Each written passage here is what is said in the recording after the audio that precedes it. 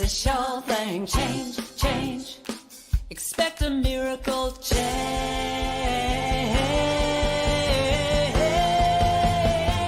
Watch me change when you change the way you look at things.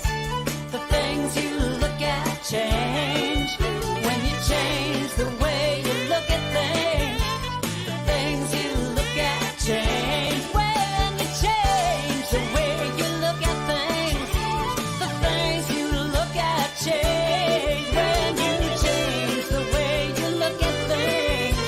The things you look at change. Now do do do do do do change. Do do do do do change. Do do do do do change. Do do do do. Good afternoon and welcome to Spirit Cafe. I'm Barbara Schreiner Trudell, And I'm Cheryl Rogers. and we are so delighted that you're here today. This is going to be a great show, but let us begin first with the land acknowledgement. We are gathering from many places on Turtle Island, and we as settlers are grateful for the opportunity to meet here, and we're grateful for all the generations of people who've taken care of this land for thousands of years. We acknowledge the Indigenous stewards of this land. We recognize and deeply appreciate their historic connection to this land, and we honor and respect the way the country has been shaped.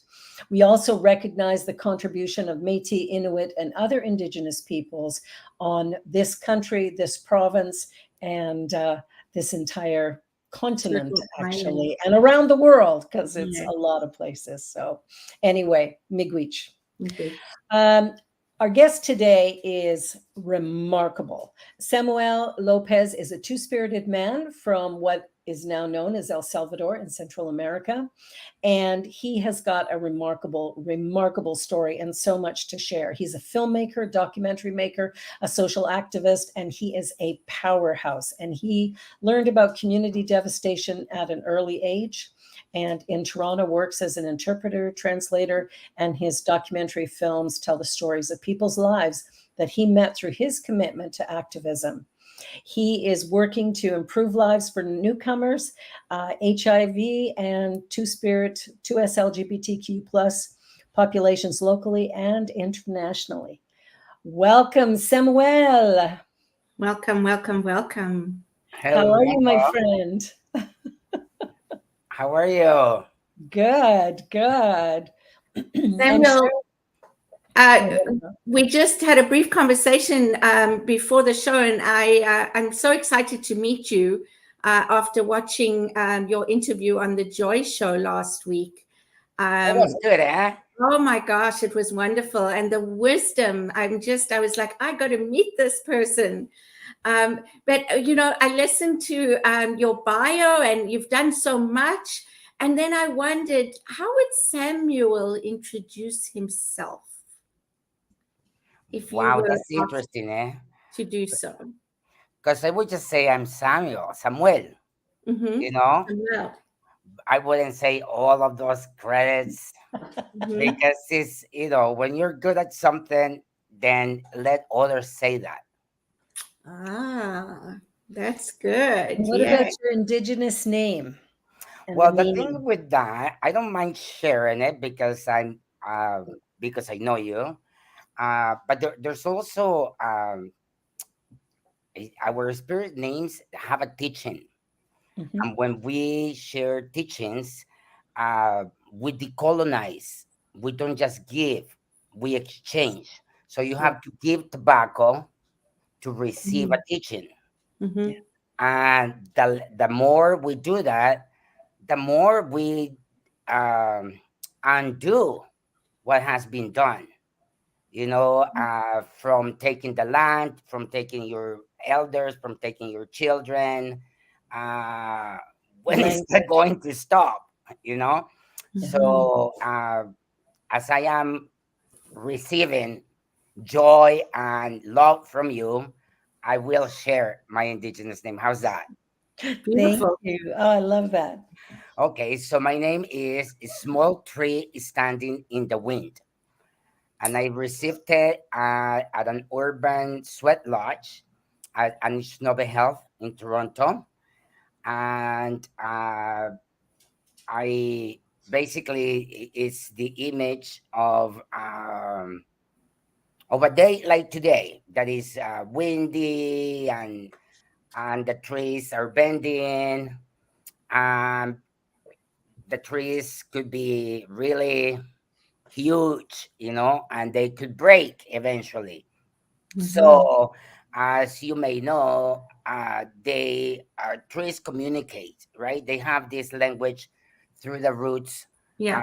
and it's just like when you see a computer program, it's almost just like that, and they communicate among themselves, and basically that's how the earth is held, Yeah. together by these roots that are communicating all the awful things we are, Mhm.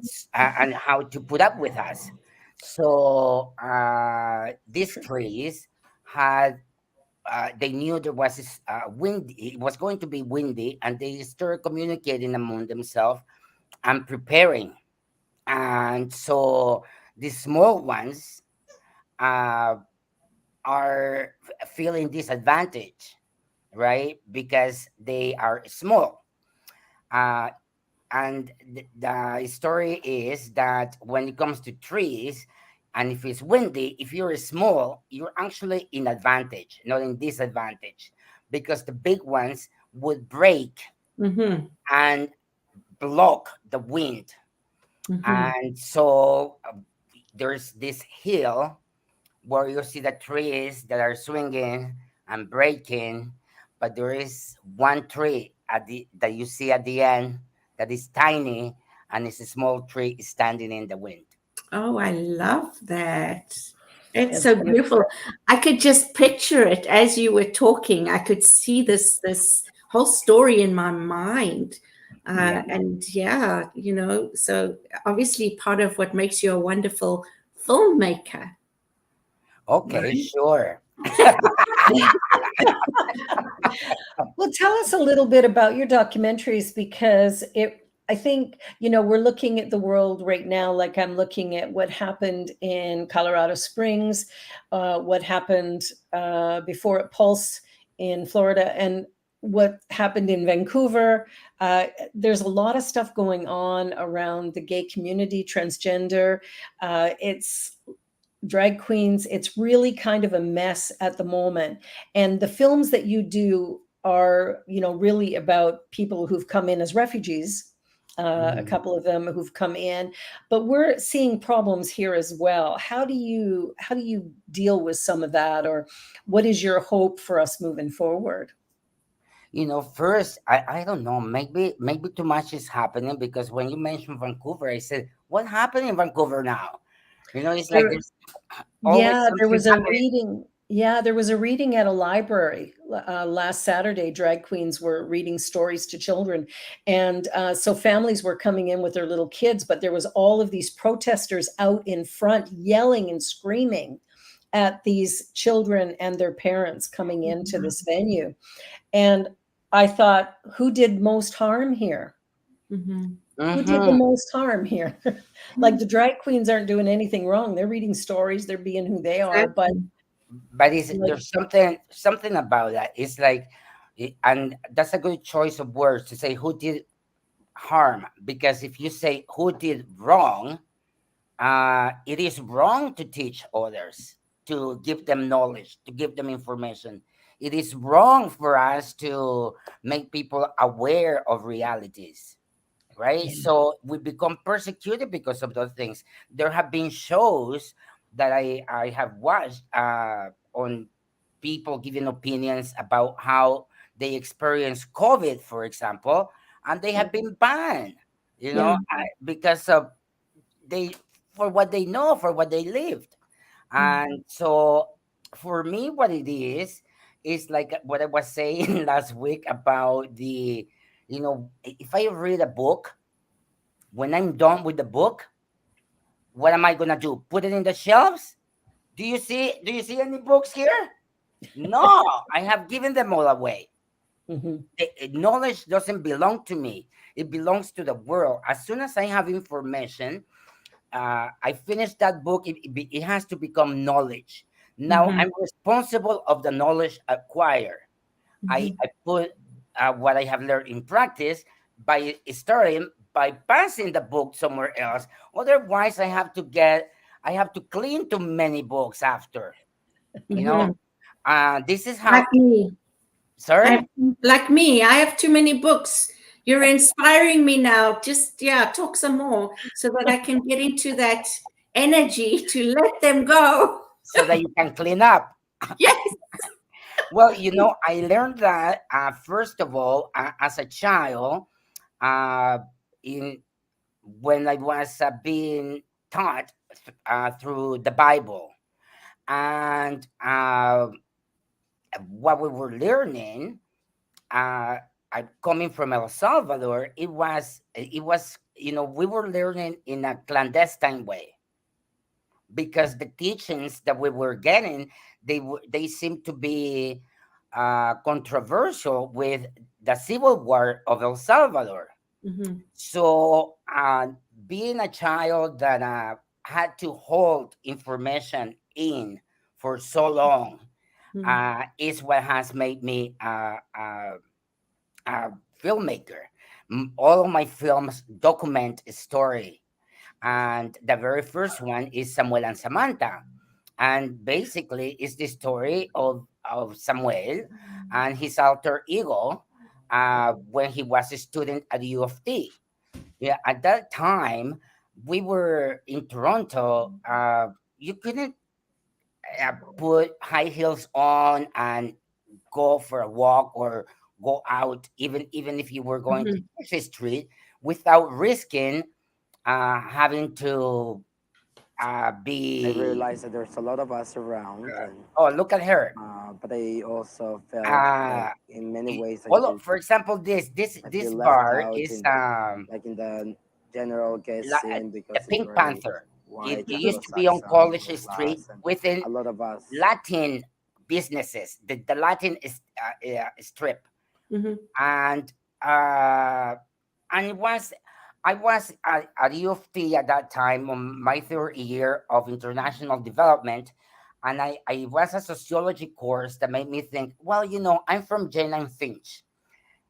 People talk badly about Jane and Finch, Mhm. and unless I'm just fortunate, but I never saw anything of what people talk about or what the media Mhm. shows you. Maybe because I grew up in a house, not in a building. But the truth is, I am from Jane and Finch. Mhm. So be careful what you say. Mhm. Well, I worked in Jane and Finch for a number of years, and just a little story here because my mom came to visit me from South Africa and she wanted to go and see a friend in Toronto. So I said to her, I come with me to work and you can catch a bus from there. And I dropped her on Jane Street to catch a bus.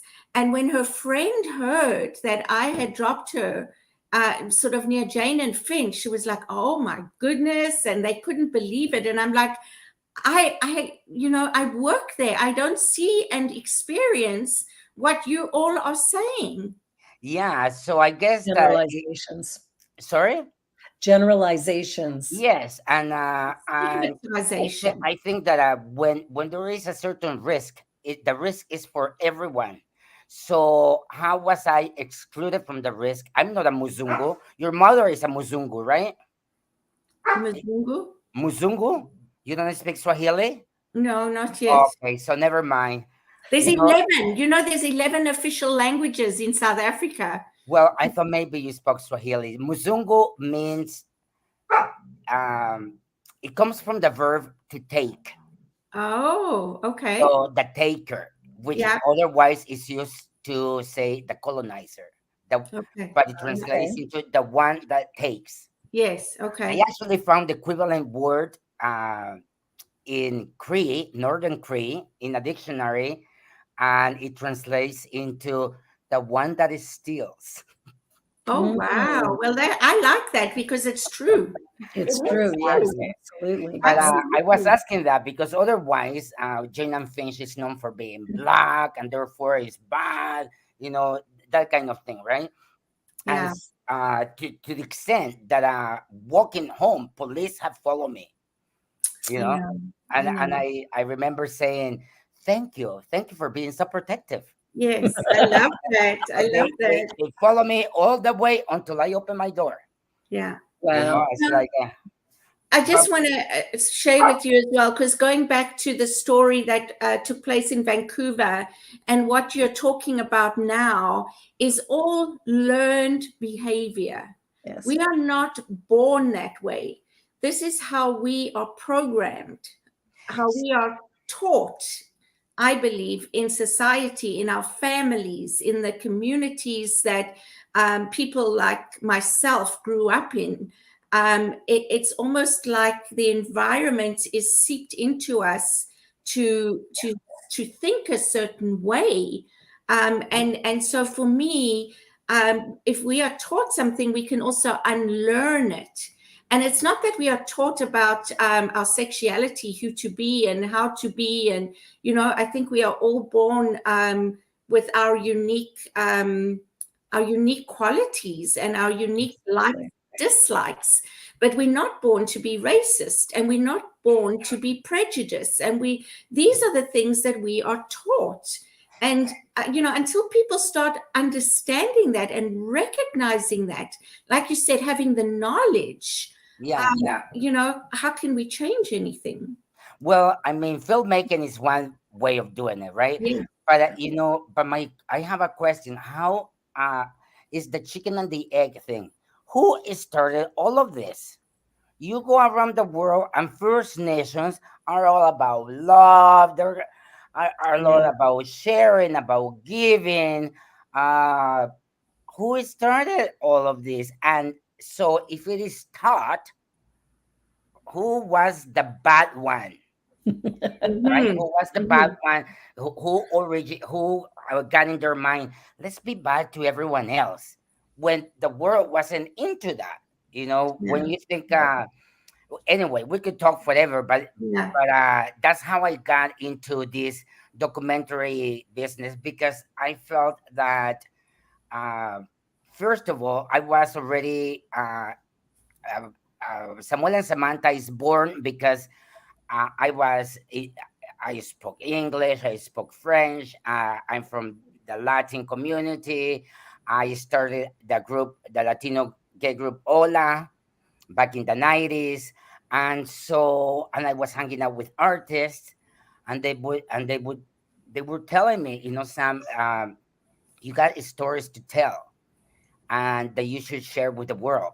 And Mhm. that is 1993 or something. And look, we're watching it now in 2020, almost 2023, and talking about it. So at that moment, it was perceived not as the the greatest idea to be telling the world Mhm. that police persecutes Mhm.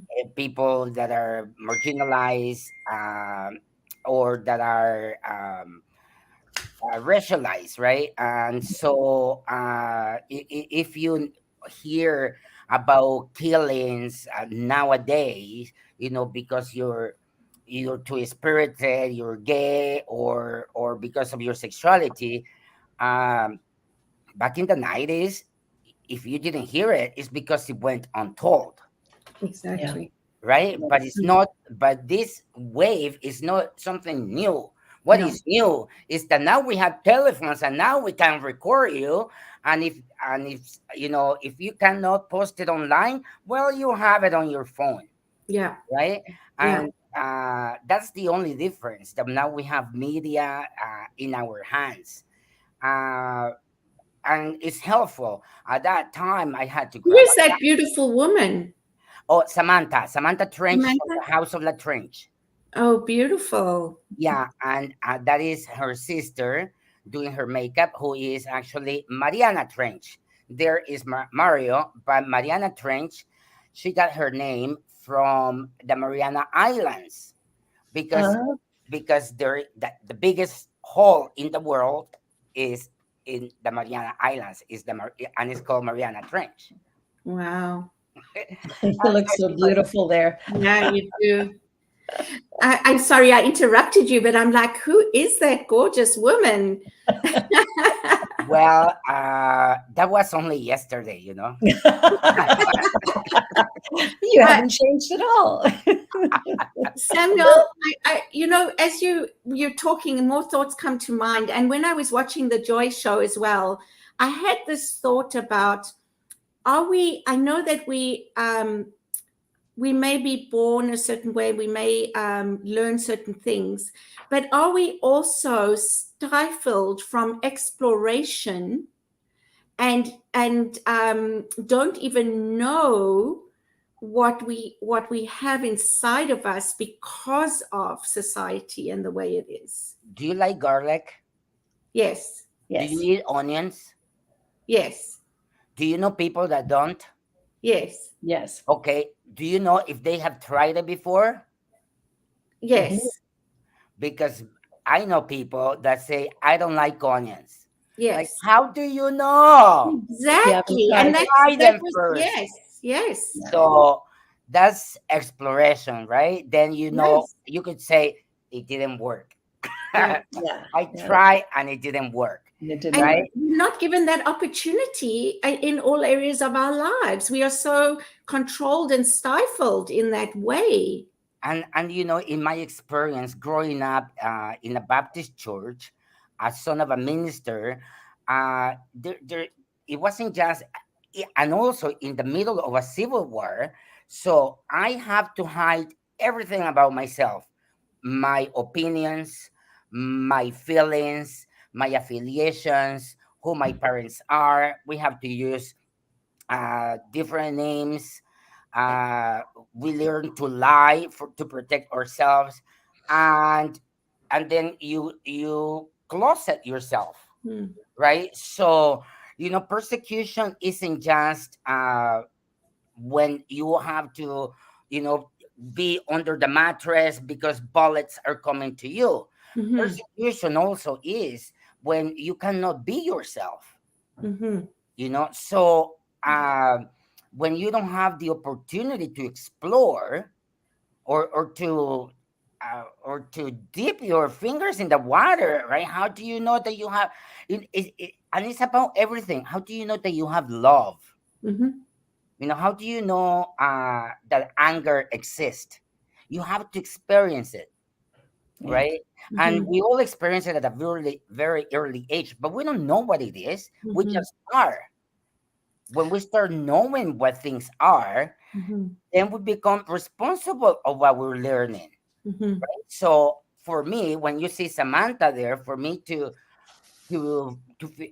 first of all, Samuel and Samantha, I never told my parents that I created that film, but they found out, you know, because I didn't want to hurt them, and because I wasn't totally out. Even if you see, well, you look at that scene, you would think that that woman is totally out.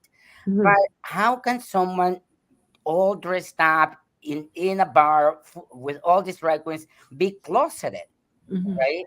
And to me, the experience, what it was, is that as I am uh, removing the shield that Sam has, removing my clothes, removing my regalia, and putting something new on, then the inside there is this other thing that it feels real, that it feels different, Mhm. and that is mine, and that had been suppressed, Mhm. right? And that it actually empowers me a lot. You know, I have, like many people, my own difficulties in accepting or might be who I am as a person. Mhm. But when you see Samantha, do you think? Don't you look at her? She's Mhm. fully confident. Mhm. She is, I don't yes. care how messy her hair is. She just is. On, Yes. Yeah. and And she's you would never know that she's anything else but Samantha. exactly, because she's not hiding anything. She is proud of herself, and she wants to share, Mhm. right? So in the process of transforming the body, there's this thing that feels femme, But when the shoes are on and you're out on the street, the man kicks in. Mhm. The man kicks in, and that is a protective thing. So that's why I call myself two-spirited, Mhm. Yeah. because I mostly Samantha lives with Sam. Sam can do without Samantha for a day, like right now, uh, but not the other way around. Mm. Samantha is part of Sam, so Mhm.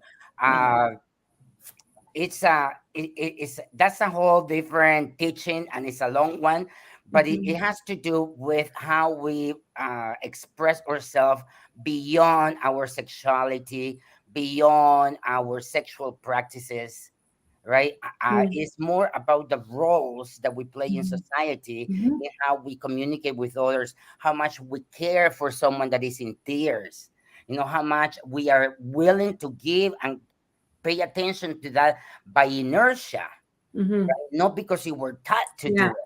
Yeah. Right? So that is the two-spirited part.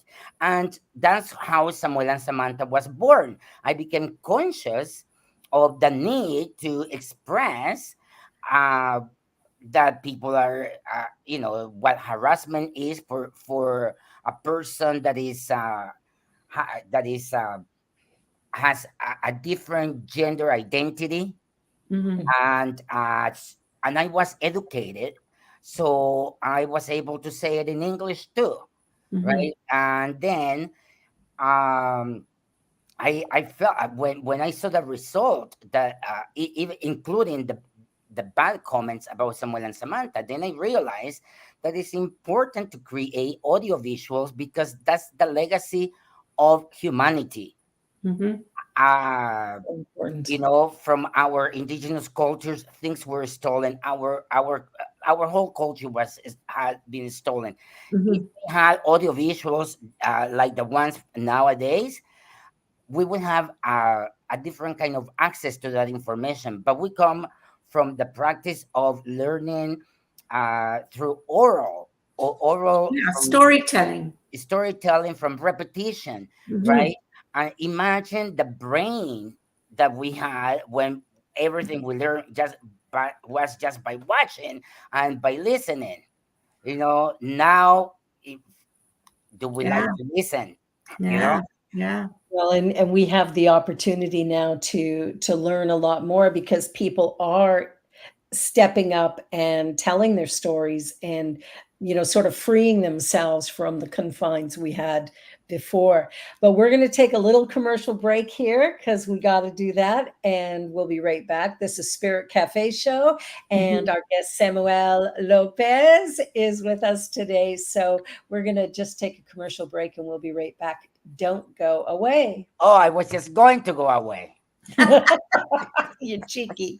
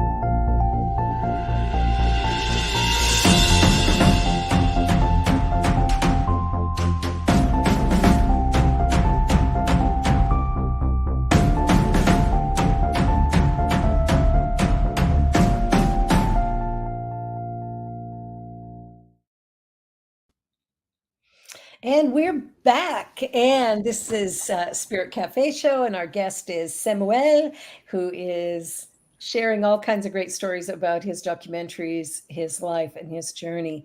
And Fiona just put something in the chat. She said, interested in hearing a contrasting story of someone asexual, because again, there's frustrations there as well with society and how it runs. So I don't have much background with that, but I always kind of thought Michael Jackson was an asexual person. Yeah, My personal opinion. maybe. I mean, we can't minimize the frustration of sexual expression.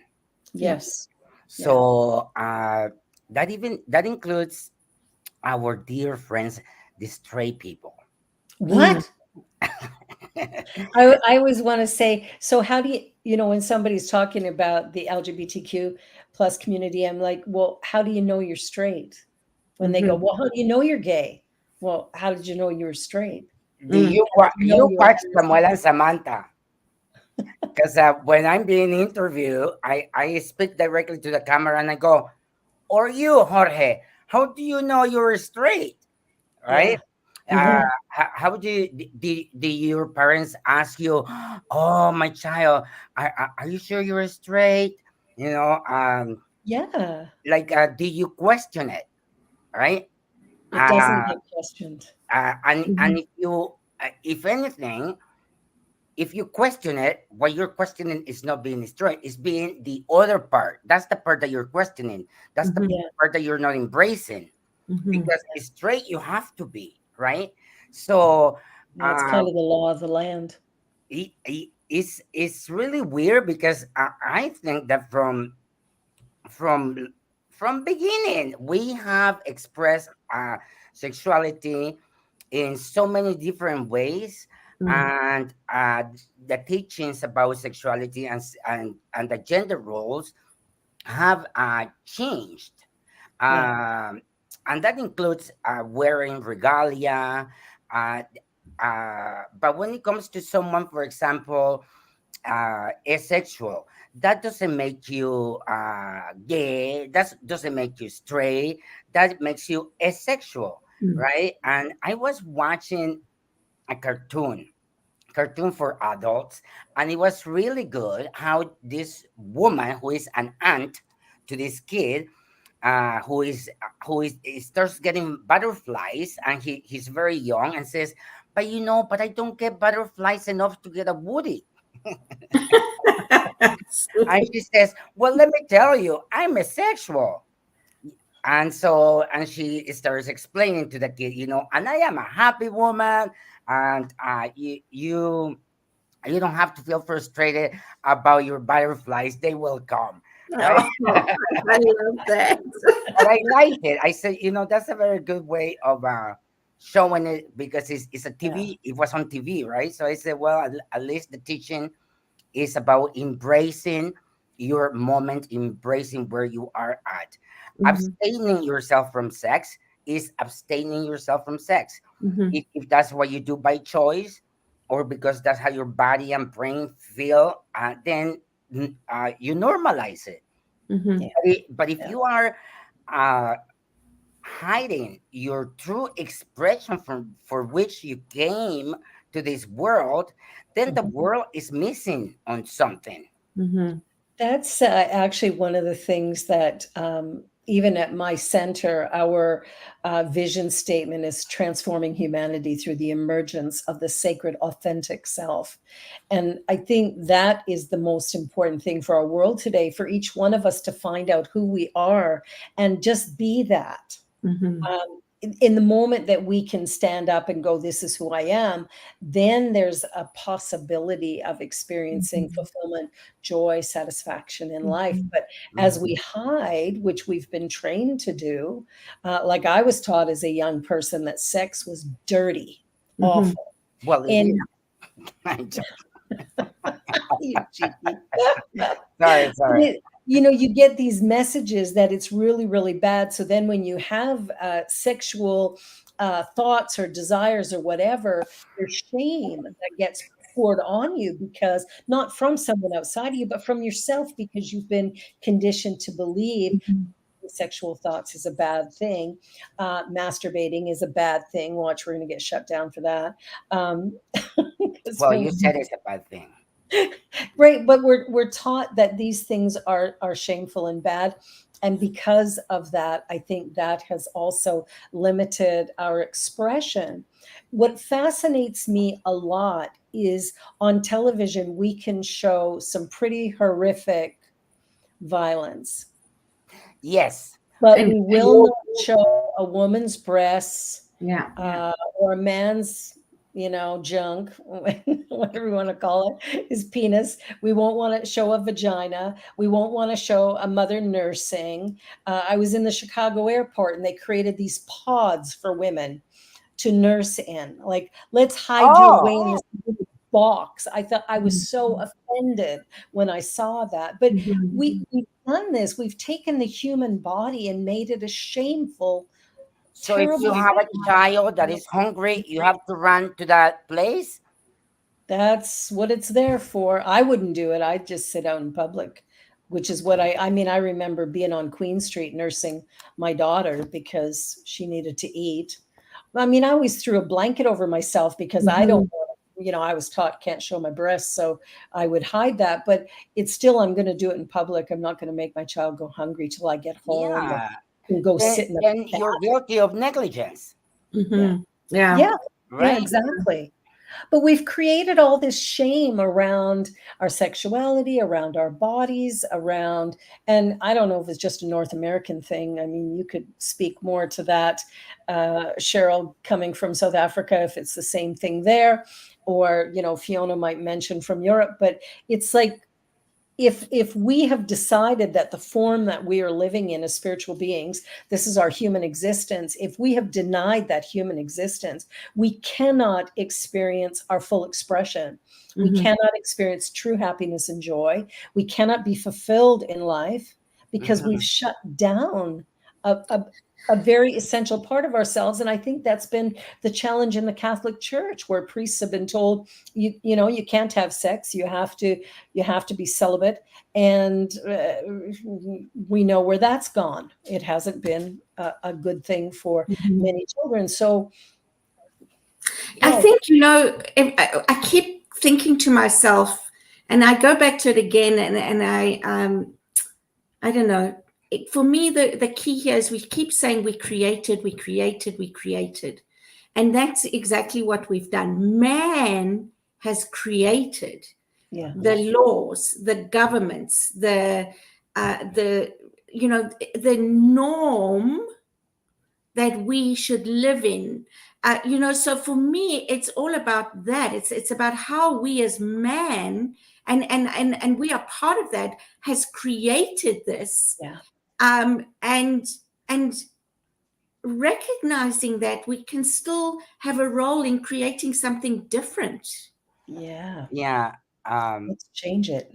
I actually grew up with women breastfeeding everywhere. Yeah. So I saw lots of breast in my childhood. We had baby bottles filled with formula. We didn't even allow women to breastfeed when I was young, or when my first 3 children were born. Yeah. In the hospital, they handed you a bottle and formula saying this is the best for your child. So you could probably make a bottle for a child blindfolded, because growing up with it, no. I mean, you see it in the city, you see it among peasants, you see it everywhere. I don't know if if the experience of Cheryl is different, but I mean, otherwise, if you don't do that, there's shame on that mother for not feeding the child. Yeah, exactly. Of course. Yeah. And when I was young, or when my mother had us, or even when my first 3 children were born, it was unheard of to breastfeed. Absolutely unheard of. Wow. And so when my youngest daughter was born, I was 48 when she was born, and I breastfed her. That was the first child I got to breastfeed. So yeah, so it's a pattern, right? It's how what you know is correct from Mhm. how society expects you to be correct. And Well, it's it's just that, like when Samuel and Samantha happened, another thing that was important is the fact that I grew up Christian and yes. that I removed that veil, and I'm not minimizing, the stories at the present time of Iran and how women express themselves, but it's exactly the same. I literally physically removed that because it was in the church that I learned how to think. Mhm. Yeah. And then when I had the opportunity, then I said, well, now I have questions Mhm. related to the church because what a club of men that make Yeah, no kidding. they make these rules for everyone, but none of the rules apply to them. Mhm. I know, I know. you know Exactly. And that's it. That's exactly it. It is man made. It's Yeah. interpretations by man, implemented by man, that we have to believe this way, or that, we will be punished by some God in the sky, which I don't believe in. Yeah. I know that, Barbara as well, we believe in something different. There's one power, one presence everywhere. And there are many paths, but certainly it's not man-made. It exists, and we are in it. We are it. It's energy, it's vibration, it's frequency, it's so Yeah. many different things, right? But it's not a man in the sky who says you're good and you're bad, so you go this way and you go that way. It's, when I hear the indigenous beliefs of, the creator and everything is one, that's exactly what I teach. Mhm. There's only one thing going on and we're all a part of it. And we're expressing our spiritual nature as we express anything, you right? know And that sorry, go uh, ahead. uh reading Fiona's comment here. uh Hmm. I think, 500 years ago we were willing to die, to kill ourselves, to starve ourselves, uh, before, the expression of, I'd rather be dead before this and that and that and that. Well, Hmm. indigenous people rather be dead before a white man comes and rape this woman, Yeah. right? Many people from the nation I come from lost their life as through suicide when they knew that the white man was coming to the area, because they would rather die intact and go to the goddesses than being touched by evil, right? Mhm. So when I think of Fiona's question, I think the the answer is, uh, that what we're missing is, determination, to be willing to even die so that others can live. Yeah. Because if this is obsolete from more than 100 years ago, then we're responsible why that hasn't changed, Mhm. Yeah. right? If Yeah. you were to meet a witch nowadays, they would all also be persecuted as they were persecuted back in Europe, Mhm. right? Yeah. Whose fault is that? We haven't changed that whatsoever. So Yeah. the practice continues because we let it happen, Mm. right? So we have to Yes. be willing to speak up, and not just speak up for the self, but speak up for those who cannot speak for themselves. Well, Yeah. and that's an interesting one, Samuel, because I know my daughter came home from school a few years back going, I heard the most ridiculous thing today. And I said, well, what was that? And she goes, that women are a minority. She said, we're the majority of the population. We can't be a minority. And I thought, yeah. And, colored people are the majority of the population in the world. And Christianity is not the predominant religion in the world, and white people are not the predominant people in the world, and yet there's this this idea that somehow it is. But one of the things that happened, my daughter was riding the subway home from school one day with two of her girlfriends who are Somali Muslims. They were 15 years old. And on the subway here in Toronto, they were spit at, they were yelled and screamed at. This is during COVID. This is 2 years ago. We called the TTC and they went, you know what, we have cameras on the trains, call the police, they can get the film footage and they can deal with this. We called the police, two white guys come to the door and they go, well, you know, unless your friend stands up, because it was more directed to the Muslim girls than it was to my daughter, but she was part of it, she was there. So you'd think she could be an ally, that she could be a witness. And she was harmed by it because her friends were harmed.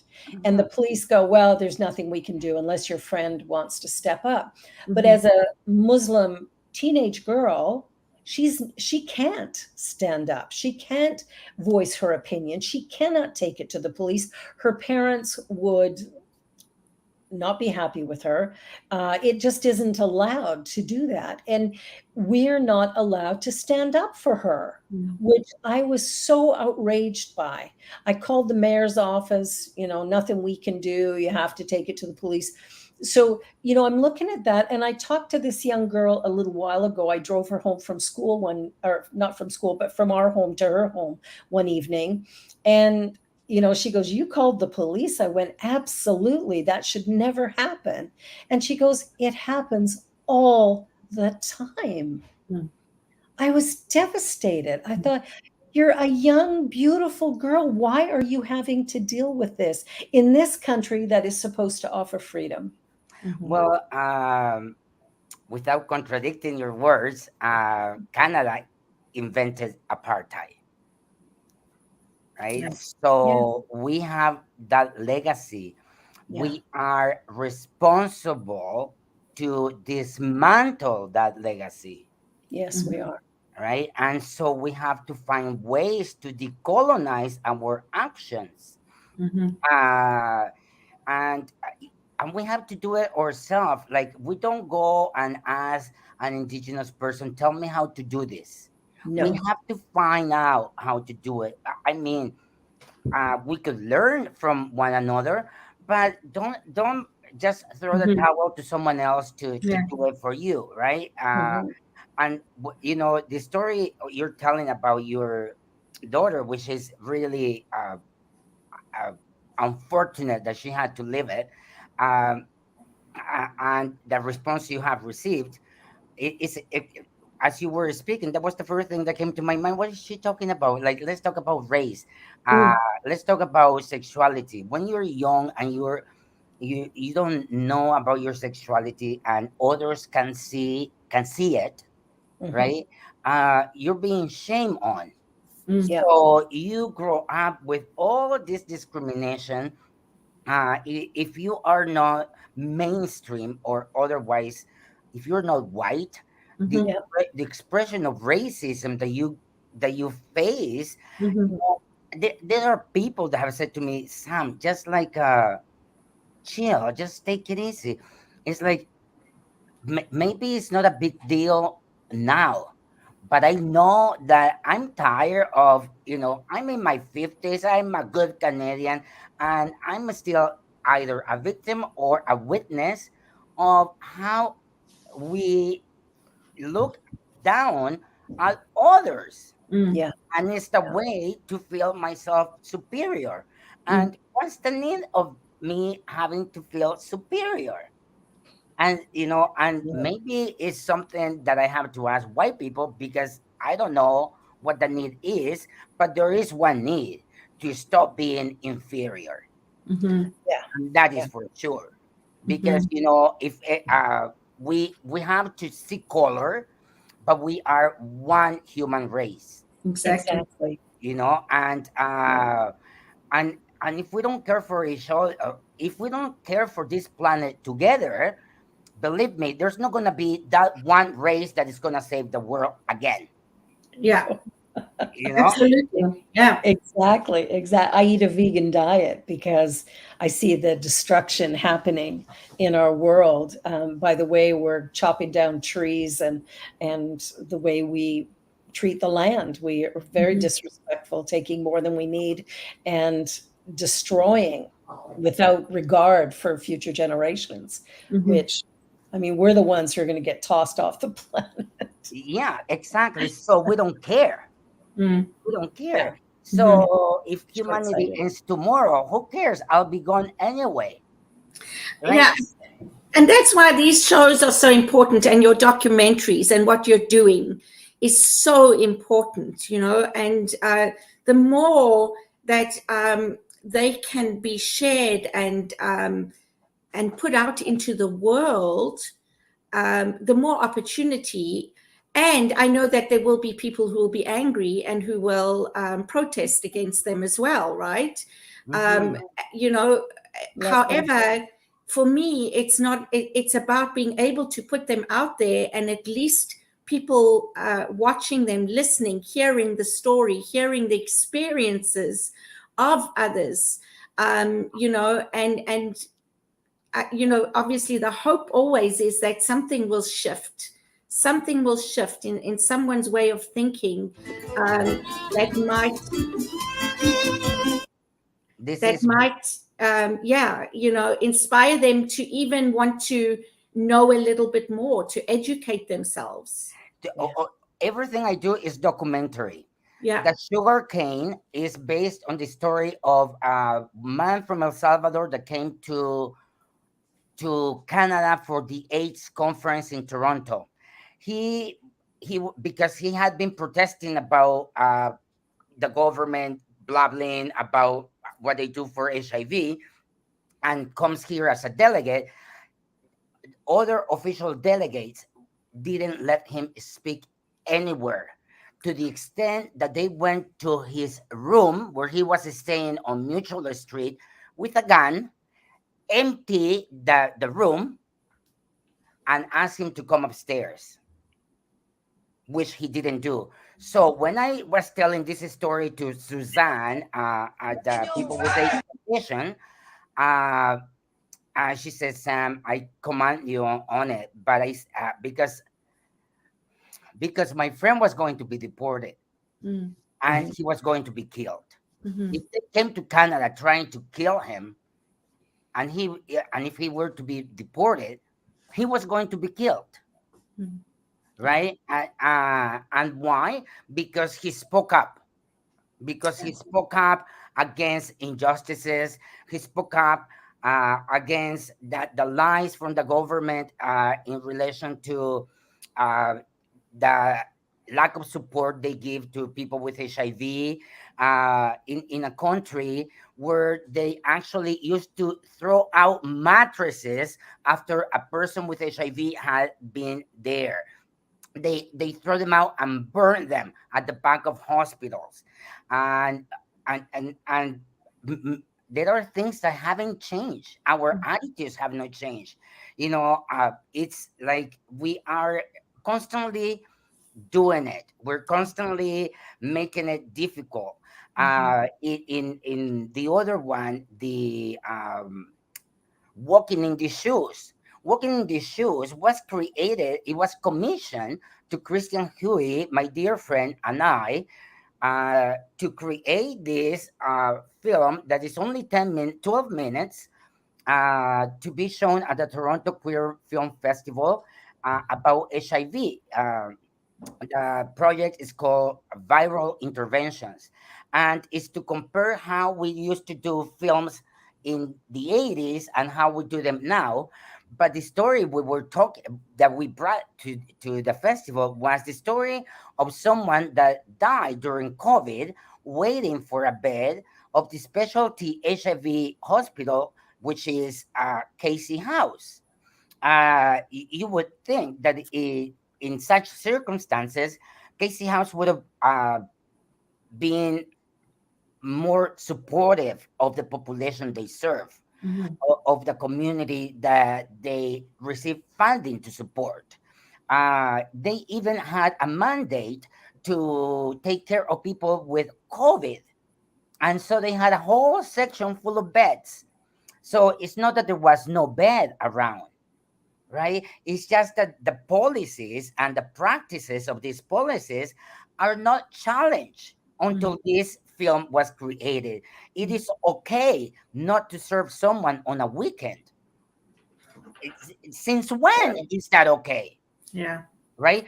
I have given so much time, so much of myself to Casey House. That doesn't take away the fact that I am still mourning the death of my friend who was waiting for a bed on a long weekend and died on that holiday Monday. Yeah. Right? It's a death that could have been prevented. Yeah. So every time someone dies in such way, we are responsible of that death. We don't, Christian and I don't hate Casey House. We just don't like the fact that we are being misinterpreted in what our inspiration is. We are people that live in the city. We know many people with HIV. We know many people that use the services at Casey House. We know many people that loved what they receive. Just never, God forbid, they get sick on a Friday. Yeah. Yeah, that seems. It's incomprehensible to me. You know, it's like I've said it before. We've taken the human out of humanity. Yes. You know, for liability reasons, for financial reasons, for all the wrong reasons, we do things now, and so it just shows again where our society puts value. You know, and so these are systemic issues that really need to be addressed from the bottom up. We can't keep putting plasters on things, you know, just addressing the symptom. It's really got to be change. Yes, yes, and you know, going back to Fiona's question, is we have to stand up for ourselves because who else is gonna do it? Yeah. Now we are hated at Casey House, as at least that's how Christian and I feel, because of how the reception has been in conversation with executive directors and other employees there. Uh, we went there in good spirits to have this conversation and see how much we so that they know that we have a lot to contribute to create change. You know, in childhood I saw the U.S. Army coming to grab my dad. Who am I gonna be afraid of if I'm not afraid of the U.S. Army? Can you right? Why can I not have a conversation with Casey House and be heard? Yeah, exactly. Because you're a threat, right? How so? I know, but this is what I don't frustrates know. me. No, why don't they talk to us? It's the same with my children when they were at school. I never had a say as a parent about certain things because of their liability. I was like, I'd never experienced that in South Africa. Are you crazy? Yeah. Like, what? Yeah. It's interesting the things we have allowed to occur and the way we lived. And this is one of the reasons why I love this show so much, because we are talking about things that maybe are not being talked about in such an open way. And I think that's what begins to create shift, is when we can hear from a person who's two-spirited, we get an understanding of what does that mean and how is that different from me, or how is it the same as me, right? Like we start to explore conversations that are meaningful. So we're down to our last 2 minutes. So I want to give each of you an opportunity for final words before we sign off. Samuel? Well, I mean, I'm very excited about this. I'm going to start preaching, but I would like, if you're in Toronto, I would like you to come to the YMCA tomorrow at 4 p.m. Where we're going to be screening "Walking in the Shoes," this story about Derek Yee, who passed away on his couch waiting for a bed at Casey House. And it's a great opportunity to also invite Casey House to be present, because we're going to have a forum. And to be fair, in all honesty, it's good that others hear what we have been experiencing, or maybe hear something even better. Yeah. Yeah. Thanks, Samuel. Cheryl. Yeah. Well, first of all, I just want to say thank you to Fiona for her lovely comments and for supporting us and being here every single week. It's wonderful to see you. And thank you to Samuel. What a privilege to meet you and to get to know you just the tiniest little bit, because I know that there's just so much more. And I really, truly hope I will get the opportunity to meet with you again and to even be with you and have some of these wonderful conversations. You know, how do we create change? Yes. Well, it and will be change awesome. happens by each one of us standing up and standing against ignorance and stupidity and calling for change and something new in the world. And we are out of time. So this is the Spirit Cafe show. We love you. We're so grateful for your time and talent. Please subscribe and share and comment. Bye, everybody. Thank you, Samuel. Thank you for having me. Love you. Love you too. On behalf of everyone at New Thought Media Network, thank you for being a member of our virtual family. Your financial contributions help share the New Thought message with people from around the world. Please visit and contribute at www.ntmedia.org/donate. New Thought Media Network. Come be you. And please like, share, and subscribe. Until next time, peace and blessings.